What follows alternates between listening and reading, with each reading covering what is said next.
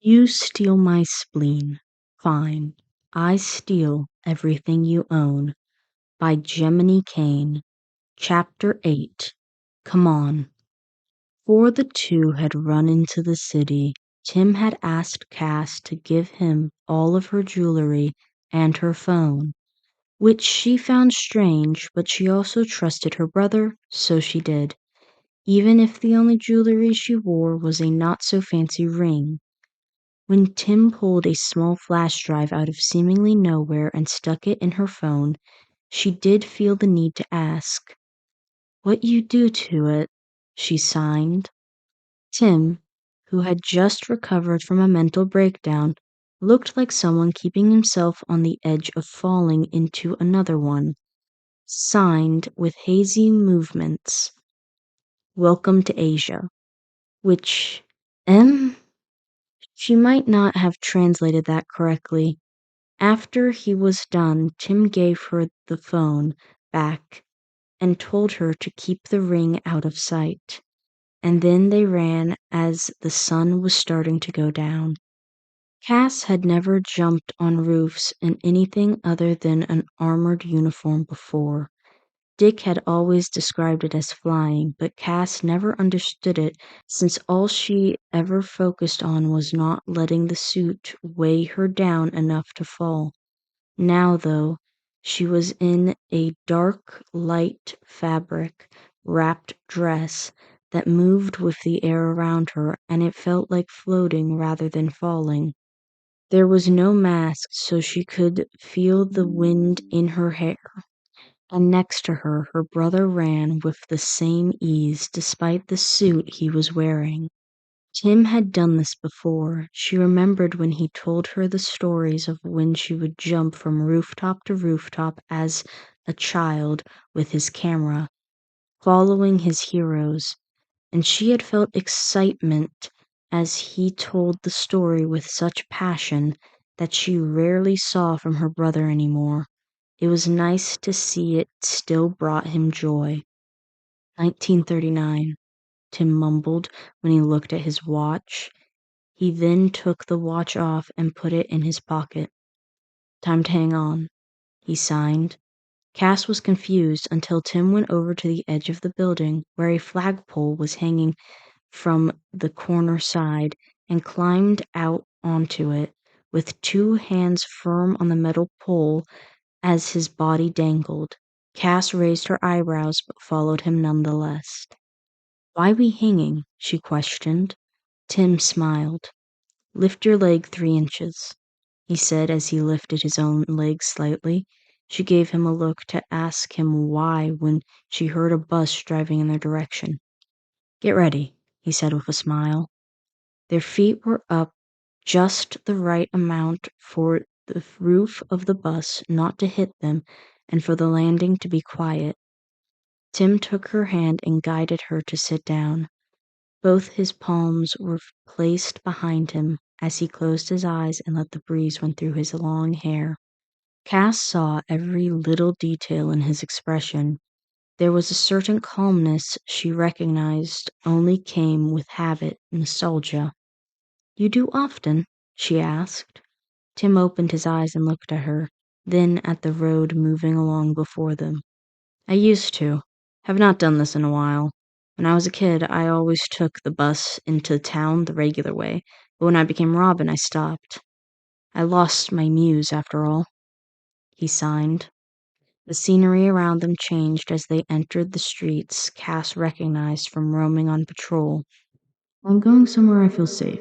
Can you keep it a secret?" Those were the things Tim said before they left. Cass thought it over in her head. Where would brother feel safe in Crime Alley? She wondered to herself. Why not in bus? She questioned instead. Tim let out a small laugh. When I got a new reason to go into the city, I did not want to leave a paper trail behind for B to find, so I stopped buying tickets and started catching free rides instead. Cass knew Tim held secrets from Batman when he was Robin. Cass knew he was the only one who could keep secrets from Batman. It always surprised her when he revealed yet another one B had no idea of. "Why you hide reason for going into town from B?" she questioned. Tim smiled lightly before it turned into something more somber. There was a time when something had happened to me, and I needed help, but Bruce was too out of himself, too scared of me, so I got help somewhere else. Scared? Cass questioned, confused. Tim looked out at the road. Yeah, scared. How old? 13. He answered in a voice so neutral it felt wrong. Cass looked at her brother's expression to see something she did not quite understand. It was sad in nature, yet something she could not see was hiding behind it, a story no one told. Her hands went up to sign another question, but when she did, Tim's were placed on hers gently as he brought her hands down. I trust you, Cass, more than anyone. But I also need you to understand there will be things I will never tell you. Not because I do not want to tell you, but because I am scared it will do more damage spoken than unspoken. I do not want you to know of the bad days. I do not want you to know everything because I want you to be happy. The emotion in her brother's eyes became unreadable, but what she could see was sincerity, and it scared her. She wrapped her arms around him, scared of her brother's mind, not because of its genius or its potential, but scared of the cracks that could make it unreadable to her, the cracks he did not let her see. I want you to be happy too, brother. I love you. She spoke quietly into his long hair. Tim paused for a couple of seconds before he hugged her back. I love you too, sister. He spoke softly as he held her close. And I will try to be happy, I promise. Cass laid her head on his shoulder for the rest of the ride, a comforting silence between them, as the streets became sketchier and the alleyways darker. When it was time to get off, they grabbed onto the flickering light pole and slid down. As they walked, they tried to stay in the shadows as much as possible, which was not very hard since the streets were so badly lit. The no jewelry rule now made sense as they avoided multiple sketchy people who were looking for someone to make a paycheck out of. The building Tim stopped at was a scrappy looking thing, just like all the other buildings, but what made this one stand out was the plants that could be seen on the roof like a drop of green in an ocean of gray. The apartment complex kept the same torn look on the inside, and several of the steps on the stairs had cracks in them that were easy to stumble on. Tim came to a stop outside the last apartment door. He glanced at Cass, who looked at the door. The doorbell looked busted, and Tim seemed to know it did not work since he did not pay it more attention than a glance and knocked instead. You might want to stand back. Cass tilted her head in confusion, but took a step back from the door nonetheless. It was quiet for a while until it was not. Multiple sounds of things being pushed around and even things falling came from the other side of the door. It opened with a bang as it was kicked out and slammed against the wall. The first thing Cass's trained mind noticed was the metal bat. Who the hell is knocking at my... Pale blonde woman stopped as her eyes widened. Bertie? She mumbled before throwing the bat to the side and hugging Tim like someone would a loved one they had not seen for years. The first thing Cass thought was that it was sweet. The next thing was why Harley Quinn was hugging her brother. After Tim and Cassandra's departure, the room turned unbelievably tense and silent. Dick had gone to help Alfred carry Jason to his room, and Con, who still looked dejectedly at the door Tim had left through, was being stared down by the demon brat and the bat. Cassie put her hand on her friend's shoulder. I think it's time we leave, she spoke quietly. Con looked at her and then back at the door. He put his hand to his head and tugged on his hair. Did you see how he looked at me? I'm such an idiot, he muttered. I am not going to argue with that, but we are not making this better by staying here, she reasoned. Thank you for having us, she said to Bruce with a bow, more out of spite than politeness. Bart followed her lead and curtsied before leaving through the door with his friends. Why does it not surprise me Drake's friends are just as insufferable as he is? They're usually nice. Steph answered, seemingly rattled. What just happened? She asked in Bruce's directions. I've never seen Tim act this way before. Bruce kept his gaze averted, his brows knitted in contemplation. Spoiler, you're on patrol with Robin tonight, he said dismissively as he rose from his chair. Oracle, Agent A will serve us as the team's technical support this evening. You will help me locate Tim before he gets too far. Stephanie and Damien were about to object for both their own reasons, but Bruce's stern look made them hold their tongue. That is an order. The pair begrudgingly got up from their chairs and made their way down to the cave. Bruce held his hand at his forehead, with his thumb pressing into his temple. Babs looked at him sympathetically. Are you okay, Bee? This was a lot. She asked carefully in response. His posture became stern. He held onto the edge of the chair as he stood up. Let's go, he said dismissively. Barbara wheeled to the elevator and took a place beside Bruce as the doors closed. Bee, I think we need to talk. Not now. Later. We need to figure out where he is before he gets too far. When the doors opened, he walked as hastily as the support from his cane allowed him. Barbara sighed and rolled over to the bat computer. With a few clicks, she pulled up the current location of the different bats and pressed on Timothy Jackson Drake Wayne. And what the hell? Does that say he's in the Philippines? Barbara squinted her eyes. It would appear so, Bruce said with furrowed brows. Try Cass. She put Cass's location on the screen as well. A second dot appeared on the screen right next to Tim's. What in the... Is there any way they could have traveled to Southeast Asia in the 20 minutes since they have been gone? She questioned. Bruce grunted in discontent.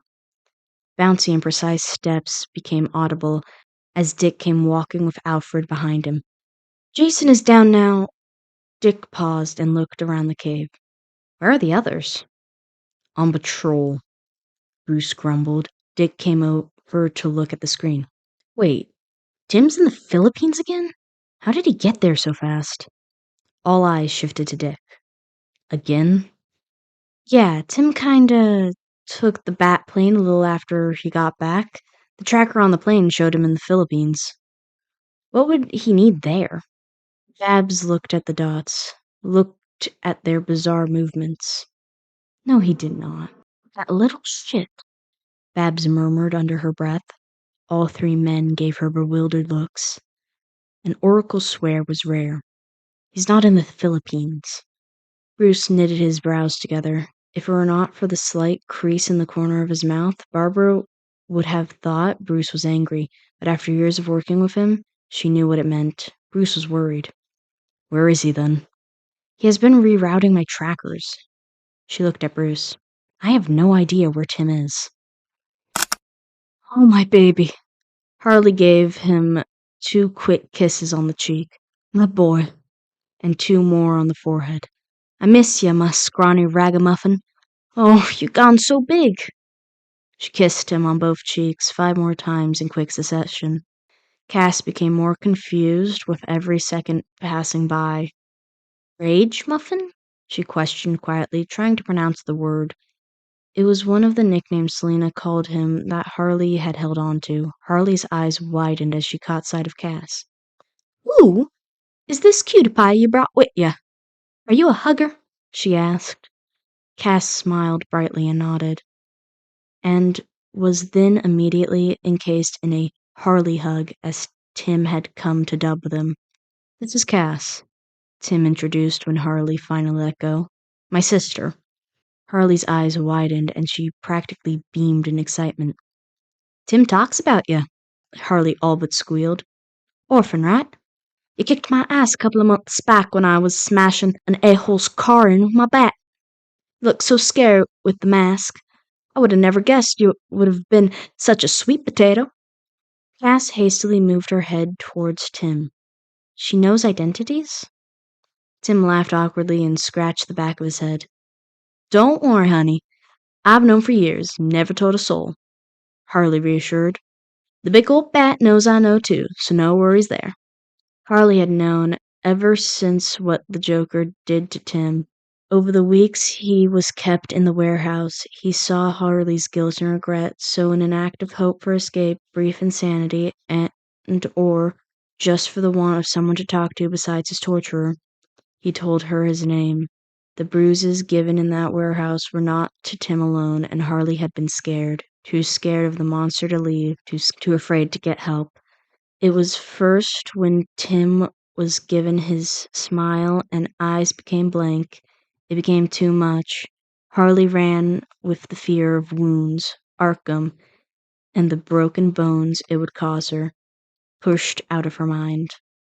If not for Harley, Tim Drake would not have been found in time. With Harley's answer, Cass relaxed. She searched her for any signs of dishonesty and found none. You helped Tim make brother feel safe? Harley let the giddy and energetic down for just a second. Always, she answered. The last look she gave Harley was one with a tight smile but genuine eyes, appreciation. Then she took a look at Tim, and her eyes saddened. She did not open her mouth or move her hands to speak. She knew there was no need. You are not staying, Tim realized. He could see she was sorry when he looked at her. No, I'm gone when sunrise. I want to say goodbye to all family. Tim wrapped his arms around her. I understand, he said, not bothering to hide the strain in his voice, since she would know how he felt either way. He kept his secrets from her for a reason. If anyone in this world deserved a family to say goodbye to without any doubt or second guessing, it was her. Goodbye, brother. Goodbye, sister. Cass stepped back. Tim signed a miss you, and she did the same. Like shadow returning to shadow, she disappeared. To say this evening had not been good was an understatement, but it was worth it. Cass was always worth it. Well, Harley chirped, breaking the silence made by absence. Good at least one of ya siblings ain't trying to kill ya. Harley grabbed her bat from the floor and opened the door with a mockery of a formal bow. Tim rolled his eyes. The first thing he noted was that the walls were freshly painted, and the floorboards seemed relatively new, too. When they entered the living room, which was connected to the kitchen, Tim noticed a new couch along with potted plants hanging from the ceiling held by a patterned string. In the corner stood a couple of cardboard boxes stacked atop each other. How's Red? A cat told me you two live together now. She's on the roof with her garden. Should be down soon. Tim smiled. I am happy for you two. Thanks, Bertie. It has been a hard ride, but I like where it's going now. She smiled fondly. The first time he saw this place, it resembled the typical rundown apartment style of Crime Alley. It had been such a contrast to the interior of Drake Manor. The walls were stained and bleak, bottles and empty bullet shells littering the table and floors. Harley's presence alone had made the place a lot more colorful, again, as a contrast to Drake Manor, but it still looked bleaker than compared to now. It was nice. Two distinct sounds of giggling set a grin on Tim's face right before two large hyenas overran him and pushed him to the floor. Hey, bud. Hey, Lou. I missed you too. Tim preened as he scratched behind Bud's ears and under Lou's chin in between face licks. Oi, let him breathe, Harley shouted with a whistle at the end, catching the two hyenas' attention.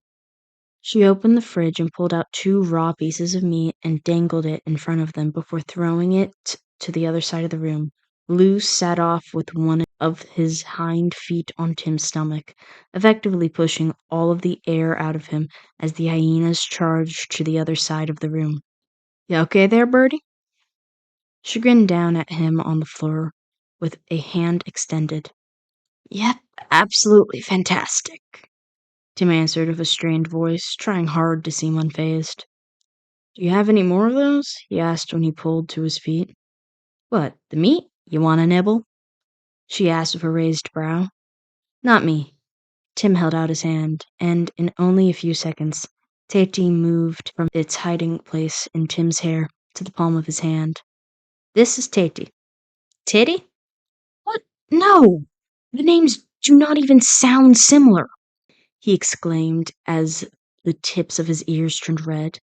Sound kinda similar, Harley teased as she nuzzled the little blob.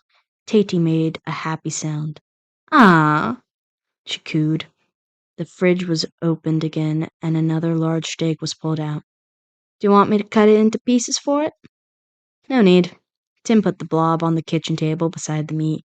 Curious golden orbs in the ink blob looked the meat over. Then they returned to Tim. Go ahead, he spoke gently. Harley's jaw dropped in shock when the meat disappeared in less than 2 seconds. There was a bone in that, she muttered. Just give it a sec, Tim grinned, and right on cue the sound of bone being crushed into bits came from the creature on the kitchen counter. Harley leaned close to Tim. On a scale of 1 to 10, how worried should I be for that thing to rip your head off? Tim snorted a laugh. Do not worry. I am connected to it through a blood pact, so it does not want to hurt me. It only becomes unfriendly if I become unfriendly, he said with air quotes. So it can feel what you feel? Vaguely, but yes, and the other way around too. He likes you, by the way. Aw, Harley cooed. I like you too. Just don't bite off my limbs. Tatey beamed happily. When it made the movement Tim had come to learn meant upsies, he held his hand out for Tatey to climb onto, and from there it crawled to his stomach and settled in the pocket of his jacket. What a strange little thing. That is not even half of it. A window was opened in the living room from the outside, stopping their conversation. Instinctively, Tim reached for a weapon on his side that was not there. When he saw the green skin tone, he calmed. We really need a better way to get to the roof, Poison Ivy muttered to Harley as she climbed through the window legs first, surprisingly graceful. When she got through, her eyes met with Tim's. Hey, Red. Her eyes widened. Kid, she breathed before walking to Tim and pulling him into her arms. Tim returned the hug happily. Where the hell have you been? She questioned, too relieved to actually sound stern. The villains were starting to believe another Robin had died. I missed you too. She grabbed him by the shoulders and led him away from her so she could take in his appearance. And why does it look like you escaped a gala and ran through the dirty parts of town?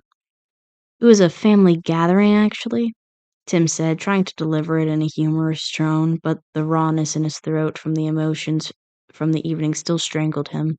Ivy's gaze turned from inspecting to concerned. Tim could feel tears forming behind his eyes. His reflexes to the sensation made him smile and try to restrain himself. This was always Tim's reaction, but he knew he did not have to do it. Not here. I had a relapse. His lip began quivering slightly, in front of everyone. And the smile fell, then the tears. Oh, sweet pea, Ivy mumbled into his hair as she and Harley held him close. The problem with Tim's relapses was never the unsettling laugh or the smile. The laughs did not make him crazy. They were reactions to crazy situations. But for almost half a decade, Tim had hidden it so the people in the family would not think the former was true. It still stuck with him, the way Bruce would look at him in the early days after the incident, as a bomb about to go off whenever Tim smiled a little too brightly or laughed too long after a joke. When Tim was Robin, he was the one who held everything together, so he treated the issue as something to be swept under the rug. He let his laughs die painfully in his throat whenever they came and made sure it was no one's problem to deal with other than himself, just like he had always been taught to do. And it worked perfectly, right up until it did not. A goon had gotten a lucky strike in with a taser on patrol, making the memories flood his brain, and then he had to hide away in an alley with both hands over his mouth as he tried to stop the retching sounds trying to escape the bottom of his throat. He did not know who would be worse to be found by in that moment, a villain or Batman. Tim got his answer when a familiar clown lady came up to him with careful movements and a hushed voice. Harley had understood what Tim was dealing with, and she helped him breathe, helped him get back to normal. She made the problem that was Tim as a whole her problem. It was so stupid. It was not even things they had never said before. Tim made a small laugh as he cried. It was not even one of the worst nights. And I knew what I was getting into. I knew what to expect. I cannot choose when or how trauma will respond, Harley told him. It was not the first time she had told him this, but Tim had never wanted to take the words as facts, not when he was Robin, not when taking them at value was not an option for the way he lived. Yeah, I know. Tim took a breath, then another one. I think I might be done. I want to move away from Gotham. He pulled from their embrace and dried his eyes with palms of his hands. Harley and Red shared a look that Tim did not get a chance to read. Not away from you, of course. And maybe it is a stupid idea. It's not stupid, Bertie. Let's talk it through, okay? Harley held his cheeks in her hand, then through his hair as she grabbed onto one of the long strands. While I cut your hair. Tim lifted a brow. You ain't the only one who has had a cat whispering in their ear. Harley smirked at him. Tim could not help but laugh lightheartedly. It was strange how some people could make things better. Now, you want something new? She questioned as she positioned Tim into a chair in front of a rectangular mirror. Tim thought about it for a moment. I think I want to try something new. Harley and Ivy shared a look with a grin. I'll go get the bleach. Ivy spoke as she left the living room. Wait, what? Abba-bep. No worries, Bertie. You're in good hands. Tim sighed. No use fighting this, he thought, and leaned back in his chair. The first time Harley cut his hair was after Tim tried his luck at cutting his own when his usual hairdresser quit and his parents failed to notice during one of their month-long trips. And Tiny Tim, the proactive little thing, had found a bowl to use as his guide to cut his hair. Harley had taken no more than one look at the monstrosity he had created and decided she would cut his hair from that day on. Ivy came back with a cup filled with a white mixture. I was thinking gray beige while keeping the top raven colored, Harley suggested as she put black rubber gloves on. Ivy nodded approvingly. Tim had no idea what it meant. Now, tell your fairy godmothers what you got brewing in that chaotic head of yours. Notes. And that's the end of this chapter. My throat was killing me recording this, so apologies. And Harley, just all of her voice, I'm sorry for. I couldn't decide on what to do, and I'm sure I switched between that like 6 times. So, yeah, you have my sincerest apologies. I tried so hard on Harley's voice, but like I don't think I got it right in any way, shape, or form. But yeah, thanks for listening. Goodbye.